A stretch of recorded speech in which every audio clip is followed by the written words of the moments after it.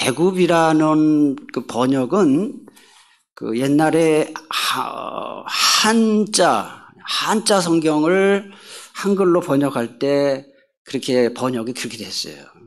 그러니까 저는 이제 가능하면 현재 이 세계사에서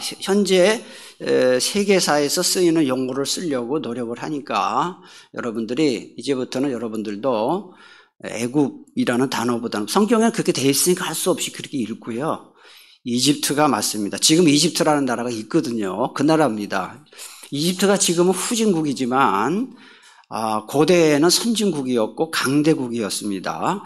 자, 그러면 오늘 성경과 이집트가 어떤 관계가 있는지에 대해서 공부를 할 텐데 여러분들은 이집트 하면은 뭐가 가장 먼저 떠올라요? 말똥? 네. 나일강. 네. 이게 안 되지.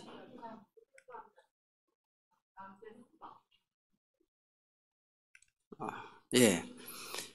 많은 사람들이 이집트 하면은 제일 먼저 생각하는 게 피라미드예요.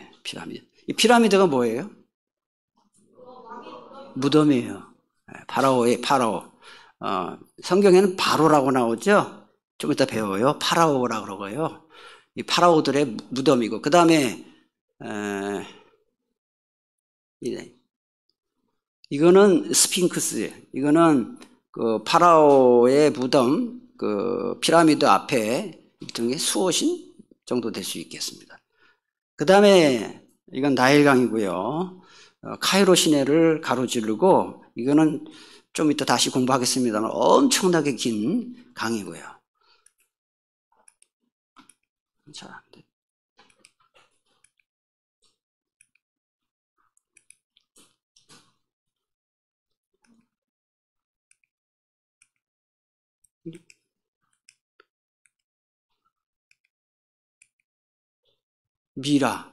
미라는 뭐죠?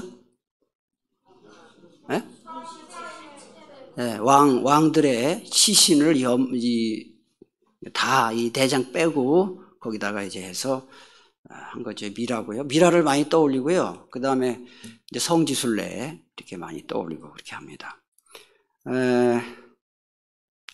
이집트는 5대 제국에는 들지 않죠. 5대 제국에는 5대 제국이 어디예요? 아빠페헬로예요. 다시 한번 따라합시다. 아빠페헬로. 아시 뭐예요? 아수르. 바는? 페는? 헬로.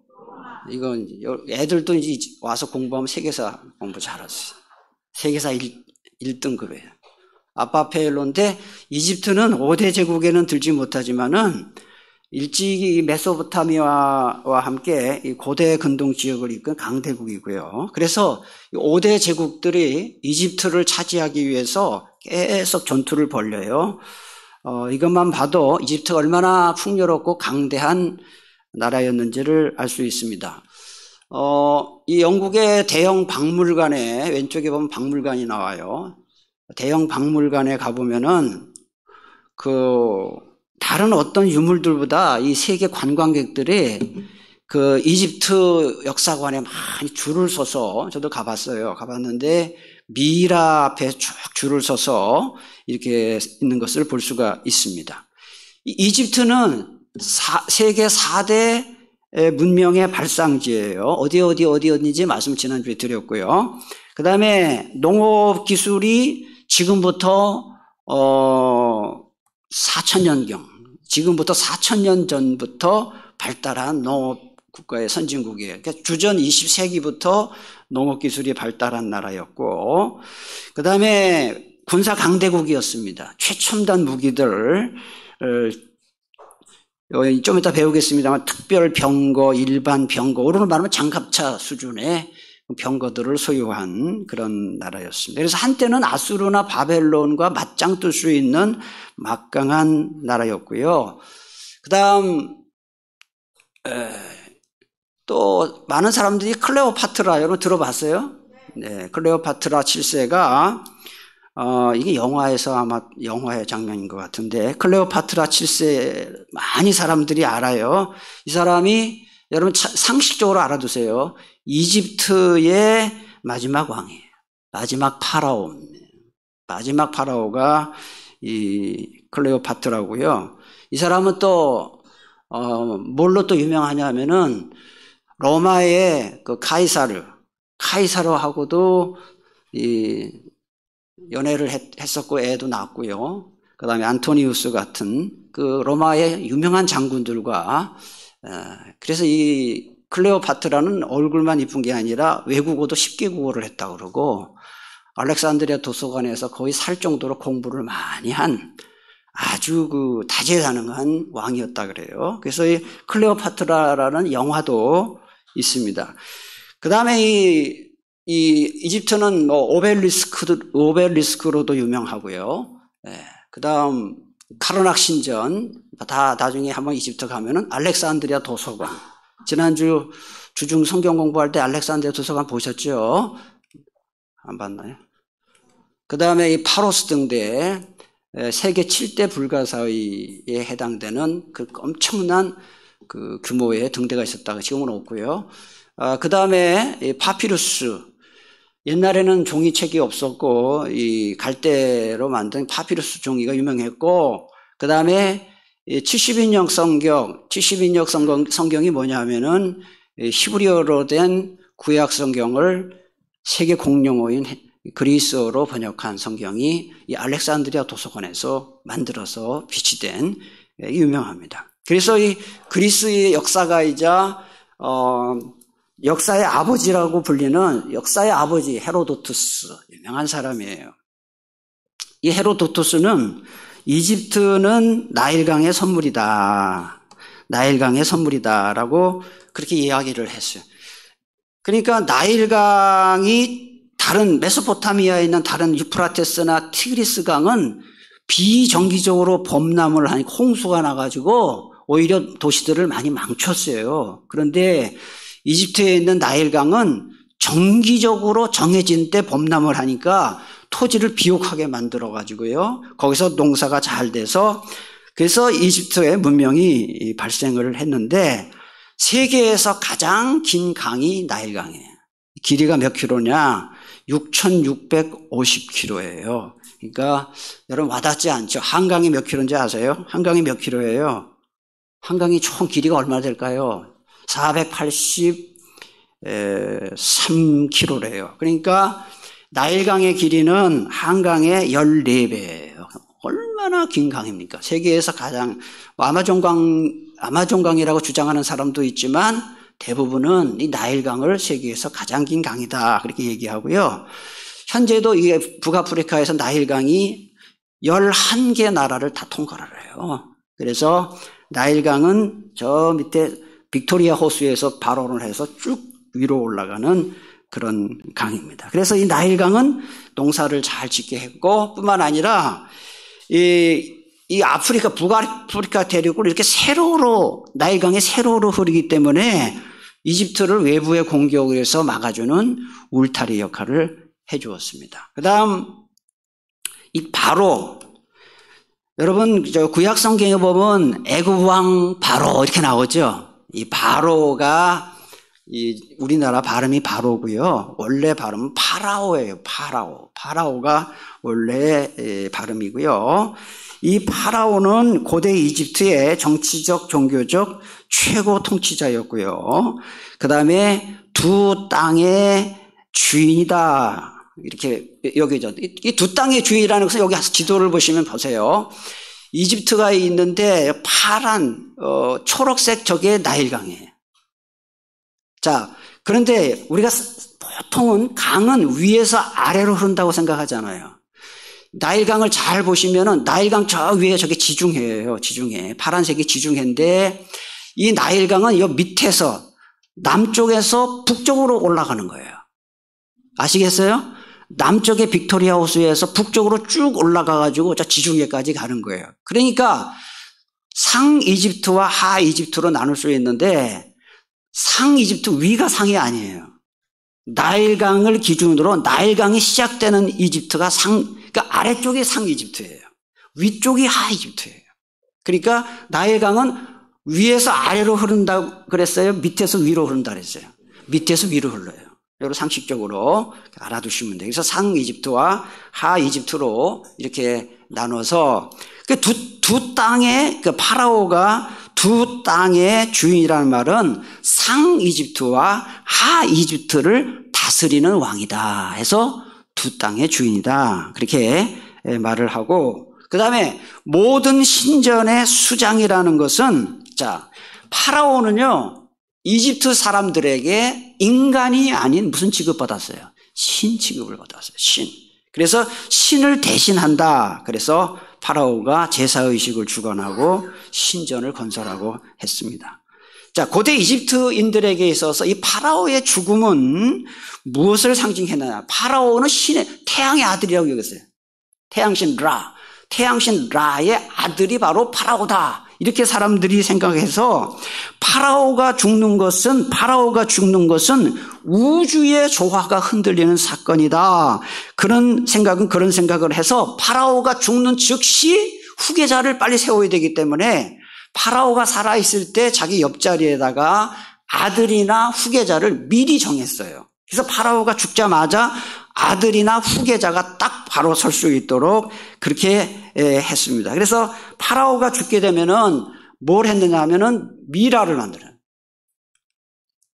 파라오가 죽으면 미라 처분해서 저걸 어디다 집어넣었다는 거예요? 피라미드에 넣은 거예요. 그래서 이 파라오가 죽으면 미라로 처리해서 저 피라미드에, 그 피라미드는 파라오의 무덤이다. 그 다음에 이 파라오 왕조는 쭉 여러 가지 제가 써놨어요. 파라오 왕조는 이런 시대를 쭉 거치면서 몇 년 동안 지속이 됐느냐 하면 굉장히 중요한 얘기예요. 3,500년간 파라오 왕조가 이어졌다. 이렇게 하시면 되겠습니다. 자, 그래서 이집트는 역사상 이스라엘과 밀접한 관계를 맺고 있는데요. 그래서 5대 제국을 살펴보기에 앞서서 이집트를 공부하는 겁니다. 자, 이집트는 애굽이죠. 성경의 애굽이죠. 애굽은 모세오경에 다 나와요. 자, 모세오경이 뭐예요? 창세기, 출애굽기, 레위기, 민수기, 신명기에 다 나와요. 다 나와요. 그 다음에 역사서인 여호수아에 나오고, 그 다음에 예언서인 이사야, 예레미야, 에스겔에 이집트가 나온다. 특별히 에스겔을 보면은 에스겔에서는 4장에 나와요. 4장, 29장에서 32장에 걸쳐서. 그 다음에 신약 성경에도 나오는데 좀 이따가 살펴볼 겁니다. 자, 족장시대를 한번 봅니다. 족장시대와 이집트가 어떤 관계가 있느냐 하는 거예요.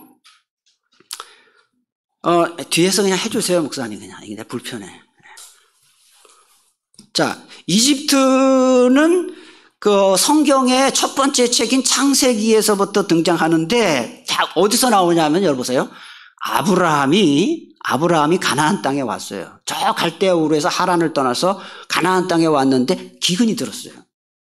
기근이 들어서 그때 어디로 갔냐 하면은 이집트로 내려가요. 팔레스타인 가나안 땅에서 이집트로 쭉 먹을 것을 찾아서 내려와요. 그 사건이 창세기 12장 10절을 여러분 한번 그거 써놨습니다. 그거 한번 읽어보세요. 아브라함이 이집트로 내려간 사건이 나와요. 한번 읽겠습니다. 창세기 12장 10절 시작.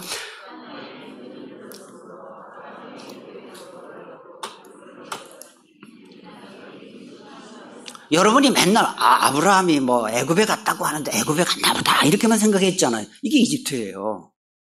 그러니까 팔레스타인이 좀 위쪽이에요. 위쪽에서 이집트로 이렇게 그 먹을 것을 찾아서 내려왔고요. 창세기에서 이집트가 본격적으로 등장하는 것은 요셉과 관련했어요. 요셉. 자, 아브라함의 후손들이 대기근을 피해서 이집트의 총리가 된 요셉을 믿고 70명이 이집트로 내려가요. 야곱 식구들이. 그때는 아직 이스라엘이 민족이 아니라 족장 집안에 불과했습니다. 그런데 하나님은 이집트에 가는 것을 두려워하는 야곱을 위해서 꿈에 나타나요. 꿈에 나타나서 이집트로 이민을 가라. 내가 민족을 이루게 될 것이고 거기서 다시 이집트에서 나올 것이다. 이집트를 약속하셔요. 그게 창세기 46장 3절 4절에 나오는, 한번 앞에 구절을 보셔요. 창세기 46장 3절 4절 보시면은 한번 같이 읽겠습니다. 시작.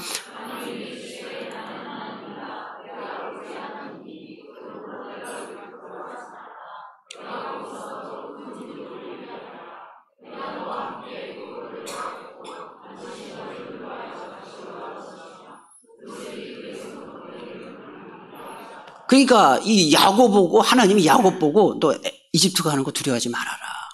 그러면서 무슨 약속을 했냐면 이집트에 가서 뭘 이룬다고요? 큰 민족. 나중에 큰 민족을 이루었잖아요. 400년 동안. 노예 생활을 하긴 했지만 큰 민족을 이렇게 하겠고 그다음에 보세요. 애굽으로 내려가겠고 반드시 너를 인도하여 다시 올라간다 했어요. 그러면 이집트는 밑이에요. 올라간다면 다시 어디로 간다는 거예요? 가나안 땅으로. 그게 출 이집트 사건이에요. 이게 야곱에게 하나님이 주신 약속이죠. 그리고 요셉은 나중에 이제 형제들이 왔잖아요. 형제들이 왔을 때 그 파라오를 만나러 가기 전에 형들한테 이렇게 말하라고 또 일러주는 말씀이 창세기 46장 33. 여러분 성경 구절 제가 적어드린 거는 집에 가서 꼭 찾아보세요. 찾아봐야 이게 와닿아요. 근데 오늘 여기서는 앞에 화면을 보겠습니다. 한번 자 지금 졸려온 시간인데 조는 분들이 몇 분 한 명 두 명 있어요. 누구라고 말은 안 하겠지만 자 같이 읽겠습니다. 시작.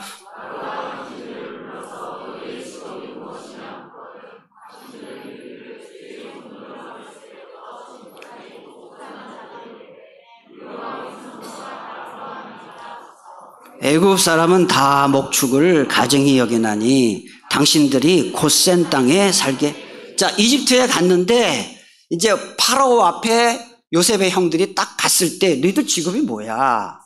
묻는 거예요. 그랬을 때 요셉이 형들한테 미리 얘기하는 거예요. 우린 농사 짓는다고 하지 말고 뭐 한다 그러는 거예요?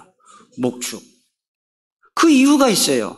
이집트 사람들은 농사꾼이거든요. 근데 목축업을 굉장히 어떻게 여긴다고요? 가증히 여기니까 가까이 하겠어요? 멀리 하겠어요? 일부러 이렇게 한 거예요. 그러니까 요셉이 이 이스라엘 민족이 농사 짓는다고 해서 이집트 그 사람들과 같이 어울리게 되면은 피가 섞여요. 결혼을 하겠죠. 같이 결혼을 하고 하면은 사마리아 사람들 생기듯이 피가 섞여 혼혈이 되는 거예요. 그러면 이스라엘의 순수한 민족을 유지할 수가 없는 거예요. 그러니까 목축을 가증히 여기 나간다고 했으면서 어디에 살게 된다 그랬습니까? 고센 땅. 그러니까 이집트 사람들이 살지 않는 땅에 따로 살게 한 거예요. 그러니까 요셉은 미리 이걸 생각한 거예요. 우리가 농사를 짓는다고 하면은 이 파라오가 요셉을 봐서 그냥 같이 살게 할 거라 이 말이죠. 그럼 피가 섞인다. 우리 민족성이 없어진다. 그래서 이집트 사람들이 아주 가증하게 여기고 하찮게 여기는 목축업을 합니다라고 해야 따로 살으라고 하는 거예요. 그래서 고센 땅에 가서 살게 되었다. 그래서 이게 혼혈 민족이 되지 않도록 하나님이 놀랍게 섭리하신 사건이에요. 자, 그 이후에 이제 야곱에 이르는 족장 시대에 이집트가 계속 가나안 땅에도 주도권을 잡고 이거는 이제 이 이집트에서 탈출하는 출 이집트 사건 이후에 사사시대에 이르기까지 계속 이집트가 가나안 땅에 영향을 미치는데요. 여러분들에게 제가 중요한 그 석비를 하나 이제 보여드리려고 석비를 한번 보여주셔요. 이집트의 왕 메르넵타 왕이 있습니다. 여기 한번 여러분 제가 써놨어요. 이 메르넵타라는 사람은 신왕국 제19왕조에서의 4대 파라오고요. 람세스라고 많이 들어봤을 거예요. 유명한 사람입니다.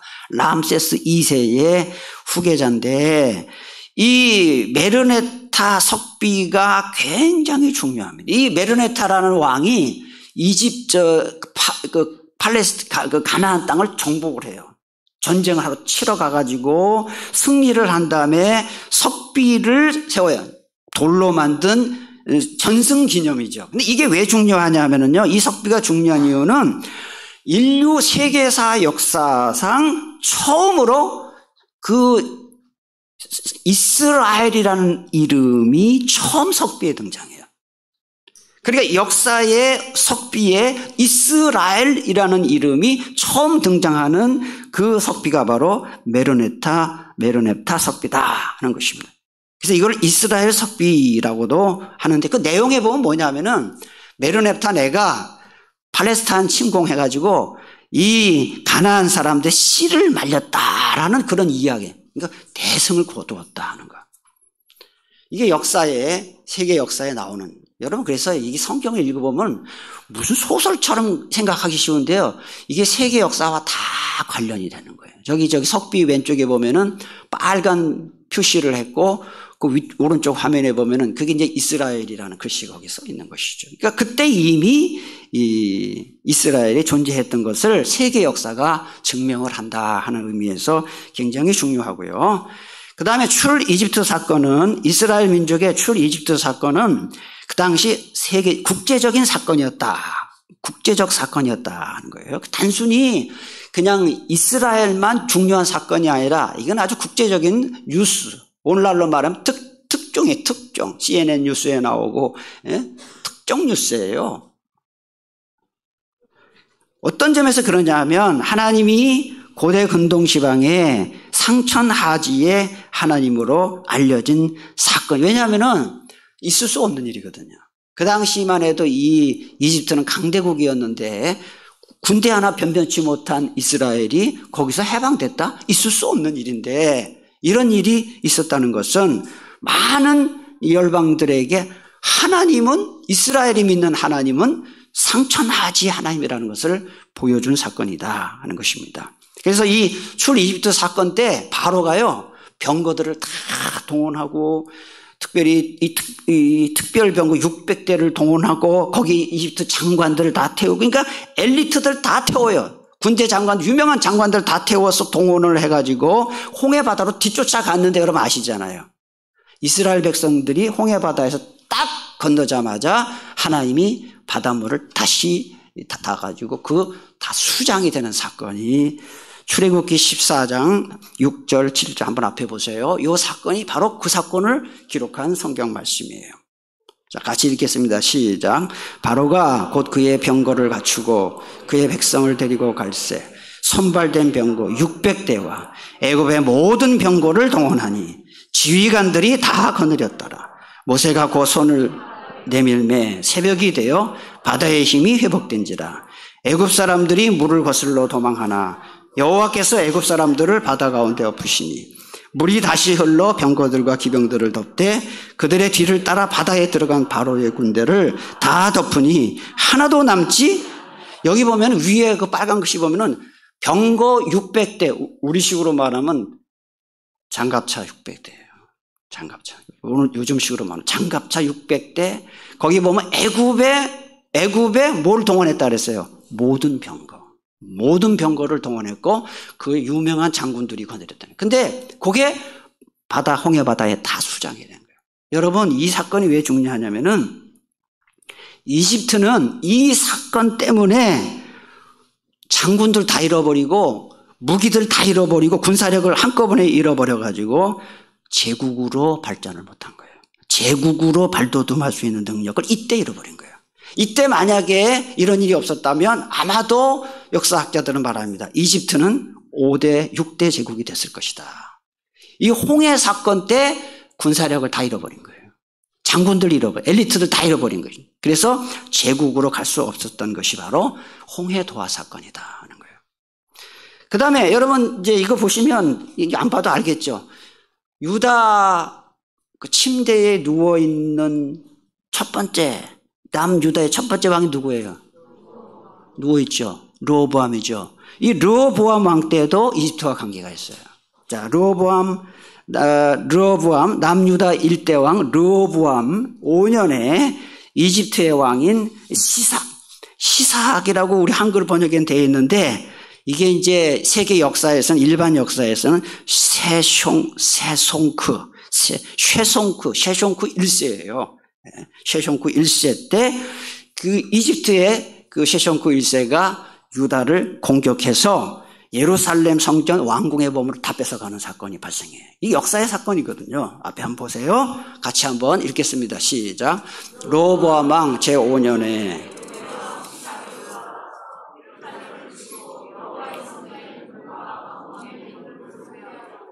솔로몬이 만든 금방패를. 여러분 이제 성경 읽으실 때 이제 제가 여기 써드린 성경 구절을 예를 들면 왕상 14장 25, 26 성경을 읽으실 때 애굽의 왕 시삭 이렇게 써 있으면 이집트의 왕 쉐송크 1세 이렇게 써 놓으시라고요. 그럼 이게 세계 역사하고 다 이제 연결이 되는 거예요. 근데 왜 하나님이 이 르호보암 왕과 남유다를, 지금 르호보암이 솔로몬의 아들이거든요. 유다의 일대 왕이에요. 그런데 왜 이렇게 이집트에게 공격을 받게 했느냐? 우상숭배를 해서 그래요. 우상숭배를 하자 하나님이 징계한 사건이다 하는 것이 이제 그 성경 구절 왕상에 나오니까 한번 집에 가서 찾아보시면 되겠습니다. 징계로 그렇게 하신 것이다. 그 다음에 무깃도 전투인데요. 이 유명한 전투가 있습니다. 자, 무깃도를 한번 보세요, 사진을. 무깃도가 왼쪽에 저게 빨갛게 칠해진 부분이 무깃도고요. 그 오른쪽에 보면 많은 나라들이 있죠. 자, 여긴 표시되어 있지 않은데, 무깃도 위쪽으로 쭉 올라가면은 시리아가 나오고 메소포타미아가 나와요. 그 바벨론이 나와요. 무깃도에서 밑쪽으로 쭉 내려가면 밑에 아까 얘기했죠. 어느 나라가 있어요? 이집트가 있어요. 그러니까 이집트는 밑에 있고 메소포타미아는 위쪽에 있어요. 그러니까 이집트에서 메소포타미아로 올라가려면 꼭 거쳐야 하는 동네가 무깃도예요. 무깃도. 그 다음 사진 보여주세요. 자, 무깃도고요. 넘어가 보세요. 현재의 이제 무깃도인데요. 그래서 이 무깃도를 여러분들이 아셔야 되는데, 무깃도는 이스라엘 최고의 요새고요. 이스라엘 역사상 가장 많은 뭐가 치러졌던 곳이에요? 전쟁이 치러졌던 곳이에요. 그래서 이 무깃도는 갈멜산 남쪽에 위치했고, 팔레스타인 내륙에 있고, 저쪽 위에 두로나 시돈 메소포타미아에서 이집트로 갈 때 반드시 통과해야 하는 국제교통 요지고요. 이 무깃도를 히브리어로는 하르 무깃도, 하르가 산이라는 뜻이에요. 무깃도. 그래서 무깃도산, 원래 지명이 무깃도산, 하르 무깃도이고, 그리스어로는 요한계시록 16장에 나오는 아마겟돈이에요. 그래서 아마겟돈 전쟁이라는 말이 여기서 나온 거예요. 그러니까 요한계시록에 나오는 아마겟돈 전쟁은 전쟁이 제일 많이 치러졌던 이 무깃도를 배경으로 한 명칭이다 하는 거예요. 그래서 아마겟돈, 나중에 이제 제가 계시록 16장 가면 설교를 할 텐데, 그 아마겟돈이라는 것은 이 무깃도를 말한다 하는 것을 아시면 되겠고요. 남유다의 요시야 왕 때, 자, 여러분 요시야 하면은, 자, 요시야, 딱 또 그림을 생각해 보세요. 요시야 하면은 어디쯤인가요? 서 있는 사람이죠.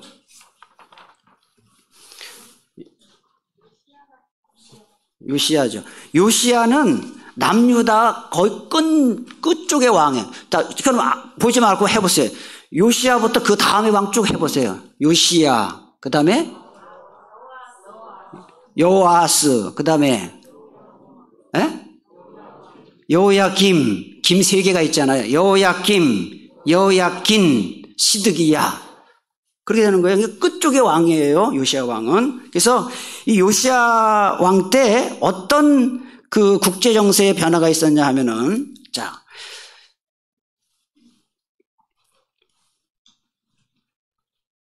이집트의 바로 느고, 우리 한글 성경에 보면 바로 느고라고 나오는데, 이 느고라는 것이 네코 2세를 말하는 거예요. 세계 역사책에 보면 네코 2세라는 그 왕이에요. 이 사람이 이집트의 바로 파라오인 네코 2세가 이 아수르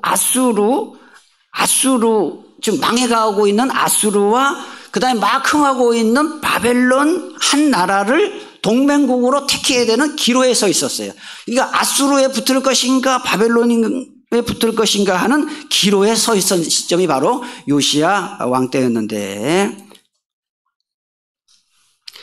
이 바로 느고가 하란으로 올라가, 저 위에 하란으로 올라가서 아수르 왕을 치고, 이집트에서 위쪽으로 올라가서 아수르 왕을 치고, 그 다음에 바벨론으로부터 니느웨를 빼앗아서 아수르를 차지할 꿈을 꾸고 있었다 이 말이에요. 이집트의 바로 느고가. 그러니까 이 이집트의 바로 느고가 저 위쪽으로 올라가려고 진격한다는 소식을 요시야 왕이 들었어요. 근데 요시야 왕은 이제 바벨론 편을 들기로 한 거예요. 그래서 위로 올라가는 것을 막으려고 전쟁터에 나갔는데, 그 전쟁터가 어느 전쟁터라는 거예요? 그게 무깃도예요. 다시 정리할게요. 밑에 있는 이집트의 바로 느고가 저 위에 바벨론으로부터 아수르를 빼앗아 올라가는데 중간에 통과하는 데가 무깃도라고요. 그러니까 위로 못 올라가게 하려고 이 요시야 왕은 바벨론 편을 들기로 결심하고 이집트가 못 올라가게 하려고 그걸 막으려고 갔는데 그 도시가 어디라고요? 무깃도라고요. 무깃도에서 전투가 벌어졌는데 결국은 요시야가 전사를 해요. 전사를 하고, 자, 여러분 저 왕 이름 외웠죠? 요아스 다음에 왕이 누구예요? 여호아스를 백성들이 왕으로 세워요. 그 사건이 열왕기하 23장 29절 30절에 나와요. 제가 설명한 게 여기 잘 나와요. 한번 보세요. 이런 걸 알고 성경을 보면요 재밌어요. 성경이. 자, 죄송합니다. 요 두 쪽에 계신 분들만 한번, 요쪽은 다음에 요 두 쪽에 계신 분들만 한번 읽겠습니다. 시작.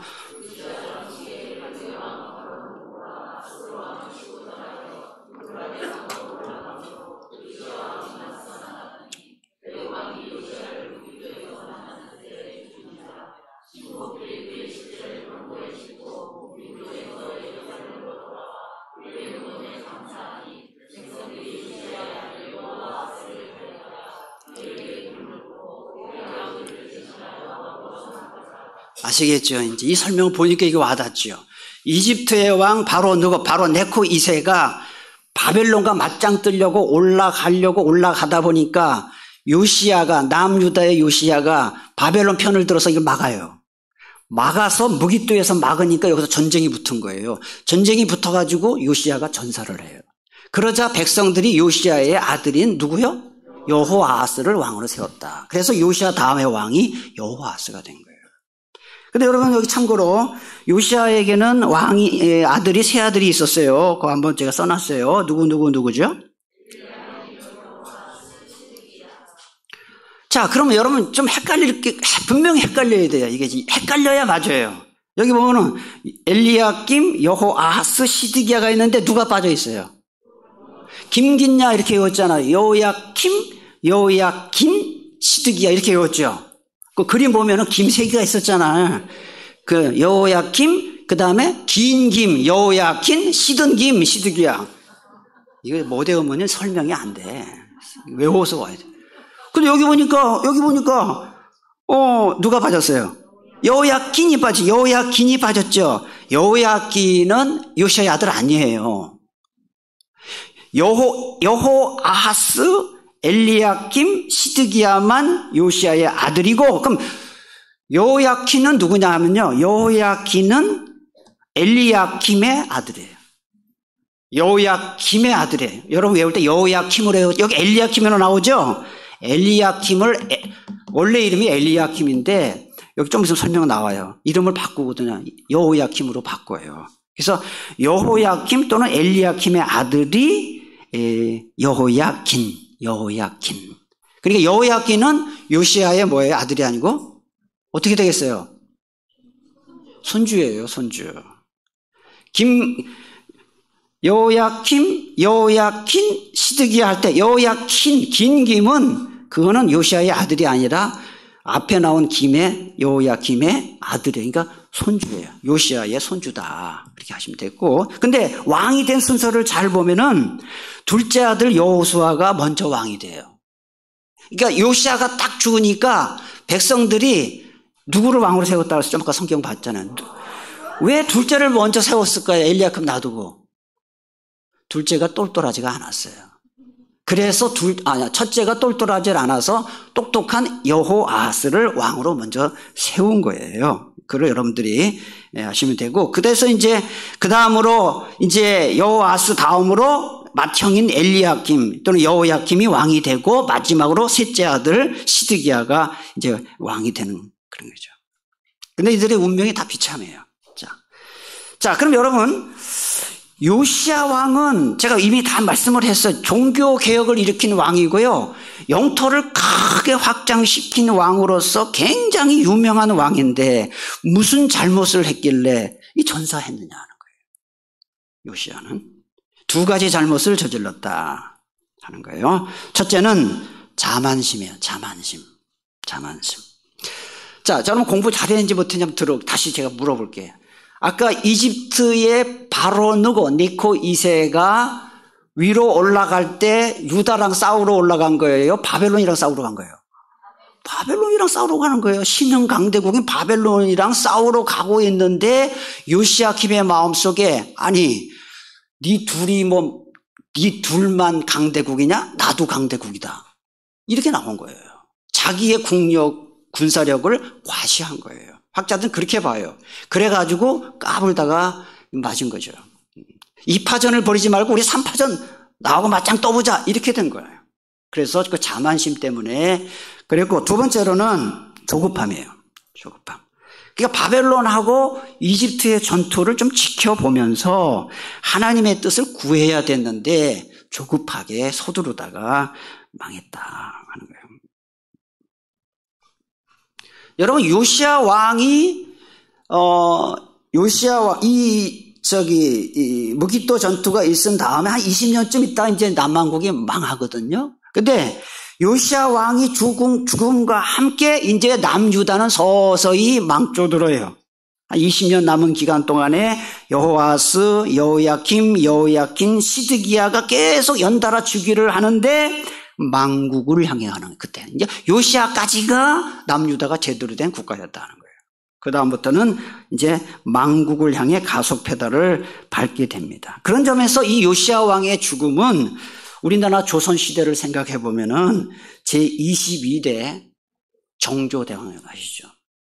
이분이 초상화 있죠. 22대 정조대왕. 여러분 정조대왕은요 조선 최후의 중흥을 이끈 왕이에요. 그래서 이 정조대왕은 굉장히 유명한 왕인데 조선시대 왕이 29명이거든요. 이 이후에 7명 전부 찌질이 같은 왕들이 나와요.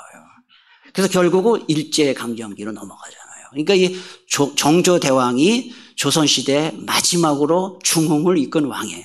그러면 남유다에서 마지막 이 부흥을 이끈 왕이 바로 누구라고요? 요시야. 그러니까 요시야는 조선 22대 정조대왕과 비슷하다 이렇게 생각하면 틀림없고요. 그 다음에 또 제1차 갈그미스 전투가 아주 유명해요. 이거 굉장히 유명한 전투인데 이 지도가 준비됐나요? 여기 한번 보세요.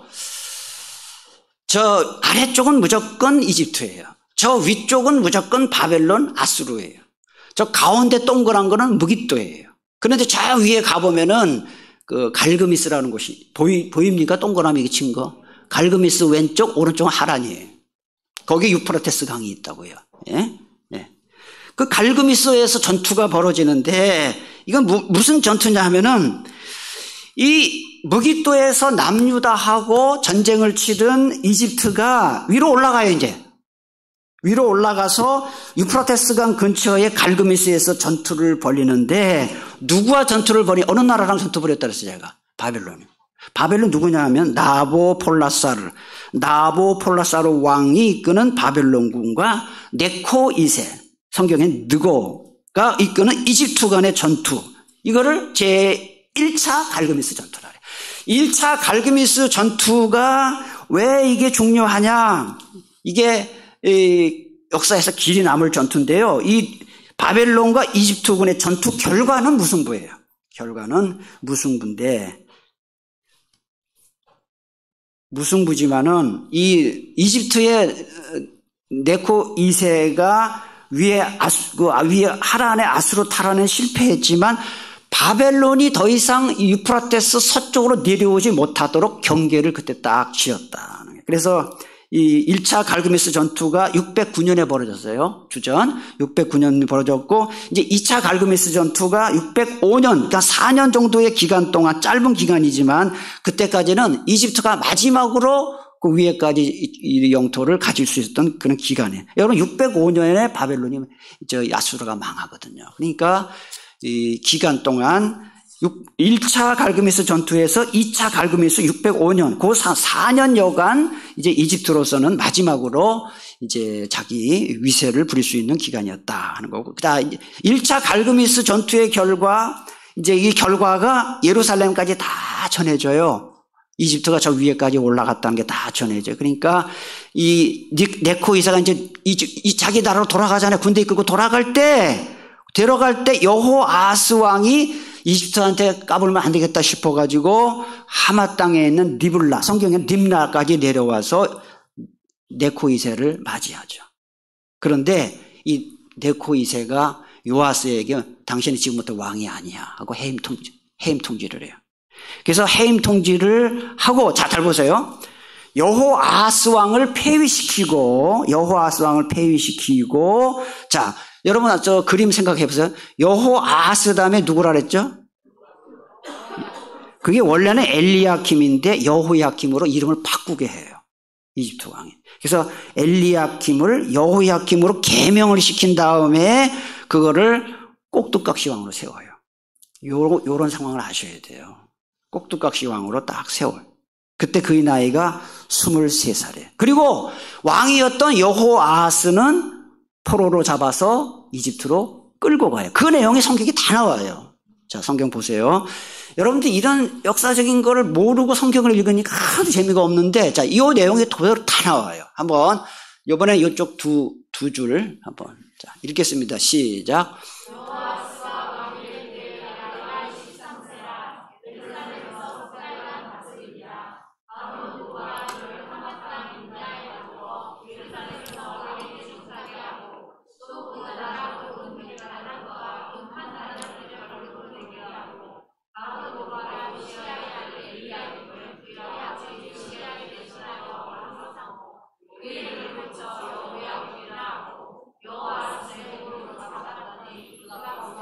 그러니까 여호아스는 이집트에게 잡혀가지고 포로로 잡혀서 끌고 가서 이집트에서 죽여버려요. 그리고는 여호아스 대신에 누구를 왕으로 세운다고요? 엘리야킴을 여호야킴으로 바꿔가지고 왕으로 세워. 그러니까 이게 꼭두각시죠. 괴뢰 정부예요. 소위 말하는 괴뢰 정부, 봉신 국가가 되는 거예요. 그리고 여러분, 그런 여호야킴이 왕이 되긴 했지만 이제부터 누구 말을 들어야 돼요? 이집트 말을 들어요. 이집트 말을 듣고 이집트에게 종을 갖다 바쳐요. 뭐 은 갖다 바쳐라 그러면 은 바치고, 금 바치라 그러면 금 바치고. 그 내용이 열왕기하 23장 25절에 나와요. 한번 보세요. 자, 앞에 보셔요. 자, 이게 그런 배경에서 나온 거예요. 여러분 집에 가서 성경 구절만 써놨으니까요. 꼭 한번 찾아보세요. 자, 읽겠습니다. 시작.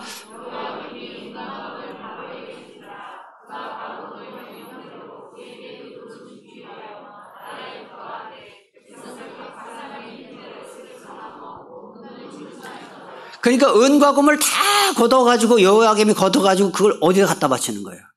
왜 이집트에 바치는, 이제 설명해. 왜 거기다 갖다 바쳐야 됩니까? 이집트 느고가 자기를 왕으로 세웠잖아요. 괴뢰 정부예요. 그래서 이런 일이 벌어진 거예요. 이런 역사적 사실을 알고 여러분 성경을 읽으시면 좋겠고요. 이 여호야김에 대해서는 성경에 보면 이 양반은 무능하고요. 굉장히 폭군이에요. 그래가지고 예레미야 22장 13절 19절 여러분 성경 구절 써놨는데 그거 한번 읽어보시면은 거기 읽어보시면은요 굉장히 백성들을 괴롭혀요. 그래서 호화로운 궁궐을 짓고 뭐 폭군이에요, 폭군. 자, 이제 마지막. 자, 이집트는 구약에서만 관계되는 것이 아니라 신약 성경, 특히 예수님과 관계돼요. 이게 제일 재미있는 부분이에요.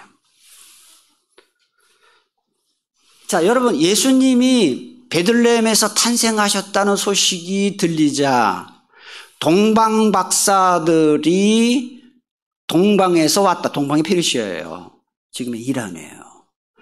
이란에서 이 박사들이 와서 우리가 하늘의 별을 보고 여기에 메시아가 나셨다 하니까 헤롯 때, 그때 왕이 헤롯 대왕이 기겁을 해요. 내가 왕인데 무슨 왕이 났냐. 그래서 헤롯 대왕이 그 말을 듣고는 그 베들레헴에 사는 아이 몇 살 이하, 2살 이하의 아이들을 죽여라. 여러분 말이 그렇지. 2살 이하의 아이들, 남자애들 다 죽여라. 학살 명령을 내려요. 끔찍한 일이 왜 헤롯 대왕은 자기가 왕인데 무슨 왕이 났다고 하니까. 학자들이 말하는데 베들레헴은 쬐그만 마을이에요. 베들레헴이라는 말은 베트레헴인데요. 레헴은 떡이고요. 빵이죠, 빵. 베트는 집이에요. 히브리어로. 그래서 베트레헴 하면은 빵집이에요. 그래서 이 베들레헴에는 빵을 만드는 마을이었던 것 같아요. 근데 그 마을이 쬐그만한 마을이에요. 그래가지고 헤롯 대왕이 2살 이하의 영아들을 죽이라고 했을 때 몇 명이 죽었는가에 대해서 학자들이 연구를 해보면 우리가 생각할 때 2살 이하 아이를 죽여라 하니까 뭐 엄청나게 많이 죽인 것 같지만 작은 동네이기 때문에 한 20명 정도를 죽였을 것이다. 물론 20명도 참 끔찍한 일이지만 그렇게 생각하고요. 그때 그러자 어떡합니까?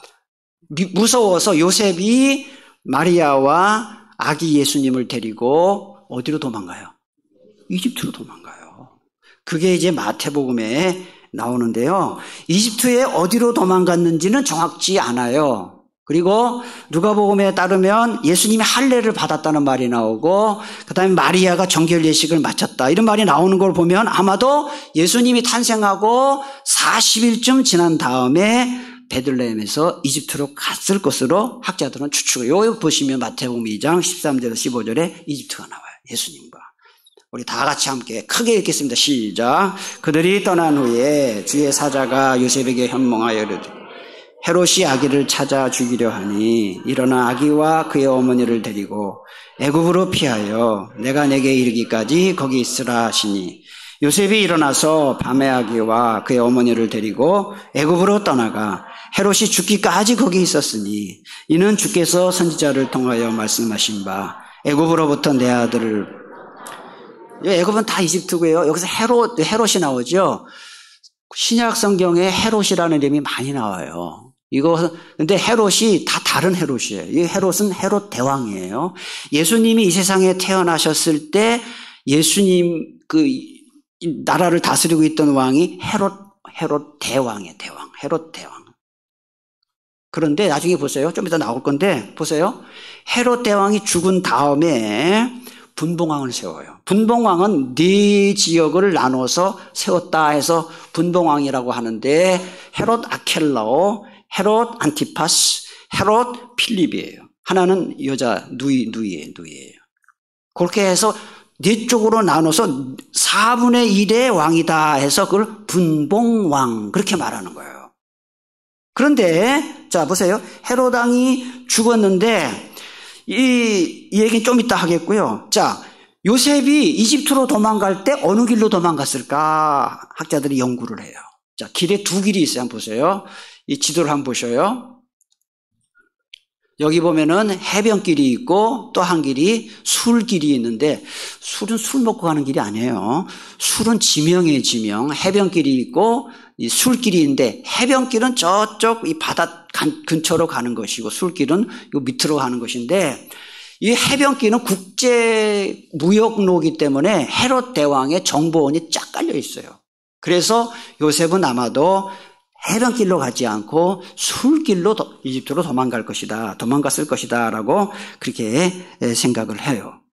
그리고 그 당시에 이 이집트에는 알렉산드리아라는 아까도 얘기했지만 거기 뭐 도서관도 있고 여기에 한 100만 명이 살았는데 그 당시에 그중에 유대인들이 한 3분의 1 정도가 유대인이었다는 그런 학자들의 연구가 있어요. 자, 그러면 예수님의 가족이 이집트에 얼마나 머물렀을까 하는 거예요.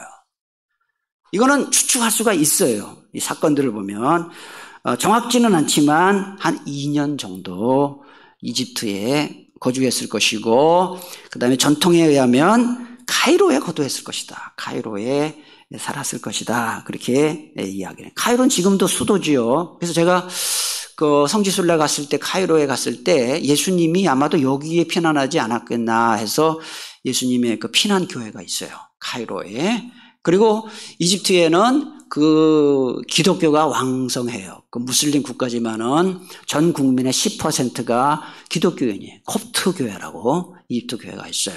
그러니까 예수님이 거기 사셨고 유대인들이 한 알렉산드리아라는 곳에는 유대인들이 한 30만 명 이상이 살았기 때문에 이 기독교가 탄생을 할 수가 있었다 생각하고요. 그 다음에 예수님이 이제 헤롯 대왕이 죽었다는 소문을 듣고 요셉이 돌아와요. 돌아오는데 자 보세요. 예수님이 그 태어나신 베들레헴 유대 땅 베들레헴에는 헤롯 대왕의 큰아들인 헤롯 아켈라오라는 사람이 거기 분봉왕이에요. 근데 그 사람이 악한 사람이에요.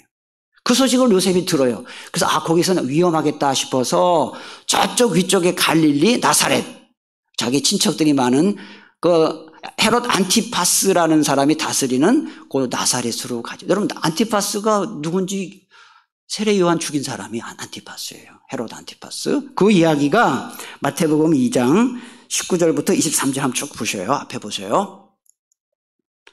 자, 제가 읽겠습니다. 헤롯은 누구냐 하면 헤롯 대왕이에요. 그러니까 헤롯 아켈라오, 헤롯 안티파스, 헤롯 필립의 아버지. 그러니까 헤롯 대왕이 예수님 태어나실 때 왕이었던 헤롯 대왕이 죽어요. 죽은 후에 주의 사자 천사가 이집트에서 요셉에게 꿈에 나타나요. 뭐라고 얘기합니까? 아기와 그의 어머니를 데리고 이스라엘 땅으로 가라. 아기의 목숨을 찾던 자들이 죽었다. 누구? 헤롯 대왕이 죽었다는 거예요. 요셉이 일어나 아기와 그의 어머니를 데리고 이스라엘 땅으로 들어갔는데요. 그러나 헤롯 아켈라오예요. 헤롯 대왕의 아들인 헤롯 아켈라오가 그의 아버지 헤롯 대왕을 이어서 유대의 임금이 되었다. 유대 지방의 임금이 되었단 말을 듣고 거기로 가기를 무서워했어요. 왜냐하면 악한 왕이거든요. 가면 또 죽겠다 싶어가지고 그래서 꿈속에 지시를 받아서 어디로 떠나요? 갈릴리는 저 위쪽이에요. 북쪽이에요. 갈릴리 지방으로 떠나서 나사렛이란 동네에 가시니 이는 선지자로 하신 말씀에 나사렛 사람이라 칭하리라 하신 말씀을 이루려 함이리라. 자, 요거만 보면은 더 하나 보충을 하면 더 누가복음 3장 1절을 보세요. 자, 여기 보면 또 더 자세한 얘기가 나와요. 디베리오 황제가 디베리오가 누구냐면 로마 2대 황제인 티베리우스예요. 1대 황제는 옥타비아누스 또는 아우구스투스예요. 여러분들이 이거 제가 계시록 할 때 1대 황제는 카이사르는 황제가 아니고 공화정을 무너뜨린 사람이고 1대 황제가 옥타비아누스 아우구스투스고요. 2대 황제가 요 티베리우스예요. 근데 이 성경을 번역할 때 티베리우스라고 안 하고 디베리오라고 그랬어요. 왜 디베리오인지 모르겠어요. 그 갈릴리 바다를 또 무슨 바다라 그래요? 디베리아 바다라고 하죠. 이 티베리우스의 이름을 딴 거예요. 아시겠죠? 그래서 티베리우스 황제의 기본적으로 하고 갈릴리 바다를 티베리아 바다라고 한 거예요. 그래서 성경엔 디베리아 바다라고 이렇게 되어 있어요. 티베리우스 황제가 예수님이 태어나실 때 유대 땅에는 헤롯 대왕이 있었고 그 다음에 그 로마 황제는 티베리우스다. 티베리우스가 통치한 지 15년째 곧 본디오 빌라도가 유대 총독으로 헤롯이 여기 헤롯 안티파스예요. 헤롯 안티파스가 갈릴리 분봉왕을. 자, 베들레헴은 아까 헤롯 첫째 아들 누구라 그랬습니까? 헤롯 아켈라오. 아켈라오가 거기 베들레헴을 다스리니까 무서워서 못 갔는데 갈릴리 요 나사렛은 헤롯 안티파스예요. 헤롯 안티파스가 갈릴리 분봉왕으로 그 동생 헤롯 빌립이 이두레와 드라고니 지방의 분봉왕으로. 여기 성경에는 여기 가로친 거는 제가 쓴 겁니다. 여러분이 그러니까 잘 메모를 해주시고 성경에다 쓰실 때 저렇게요. 가로 쓴 거는 제가 넣은 거예요. 저 원래는 가로에 저거 없습니다. 이렇게 차이가 있어요. 그래서 예수님이 결국은 베들레헴으로 안 가고 나사렛으로 갔다 하는 이야기가 나와요. 자, 그리고 예수님의 가족이 가나안 땅으로 돌아갈 때, 그러니까 이집트로 갈 때는 술길로 갔지만 다시 가나안 땅으로 올 때는 위험이 없어서 해변길을 이용했을 것이다라고 학자들은 이야기하는데, 자, 마지막으로요. 잘 보세요. 야곱의 아들 요셉이 이집트로 인신매매당에 끌려갔잖아요. 누가 팔았죠? 누가 요셉을 팔았어요? 형들이 팔았죠. 형들이 팔아서 이 요셉이 그 인신매매 당해서 이집트로 끌려갈 때 이용했던 길이 해변길이에요. 그게 국제무역로이기 때문에 야곱의 아들 요셉이 인신매매 당해서 이집트로 끌려갈 때 갔던 그 길이 해변로인데 그 해변로로 예수님의 육신의 아버지 또 동일한 이름이 요셉이 올라와요. 이 역사에 아이러니고 재미있는 사실. 역사를 알고 나면은 이게 그래서 성경 구절도 역사를 알고 성경을 보면 눈에 확 들어와요.